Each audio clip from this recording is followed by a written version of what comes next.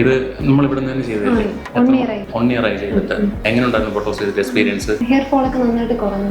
അത് ആദ്യം നന്നായിട്ട് നല്ല ഹെയർ ഫോൾ ഉണ്ടായിരുന്നു. അതെല്ലാം കൺട്രോൾ ചെയ്യുന്നുണ്ട്. പിന്നെ മുടി മെയിൻറ്റെയിൻ ചെയ്യാൻ പറ്റുന്നുണ്ട്. ഈസി ആയിട്ട് മാനേജ് ചെയ്യാൻ പറ്റുന്നുണ്ട്.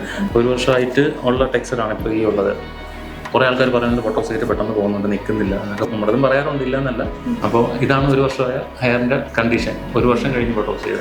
കഴിഞ്ഞ ഡിസംബറിലാണ് ചെയ്തത്. കഴിഞ്ഞ ഡിസംബറിൽ ചെയ്തു. ബോട്ടോക്സ് ചെയ്യുന്നത് നല്ലതെന്ന് എനിക്ക് തോന്നിയിട്ടുണ്ട്. എന്തുകൊണ്ടായിരിക്കും അടുത്ത റിപ്പീറ്റേഷൻ ചെയ്യാൻ തോന്നിയത്? അത് ചെയ്തത് പോയിട്ടാണോ അതോ നമുക്ക് ന്യൂ ഗ്രോത്ത് കൊണ്ടിട്ടാണോ ചെയ്യാൻ തോന്നുന്നത്? ന്യൂ ഗ്രോത്ത് കാരണം നമ്മൾ അടുത്ത് ചെയ്യേണ്ടത് അത് നമുക്ക് നോക്കാം. ഇതിന്റെ ഫൈനൽ റിസൾട്ട് നോക്കാം. അല്ലേ?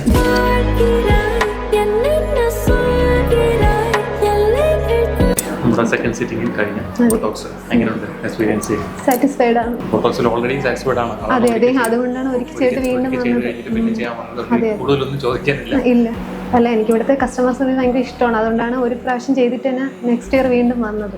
അപ്പൊ അടുത്ത ഇയർ വീണ്ടും ഞാൻ വരും.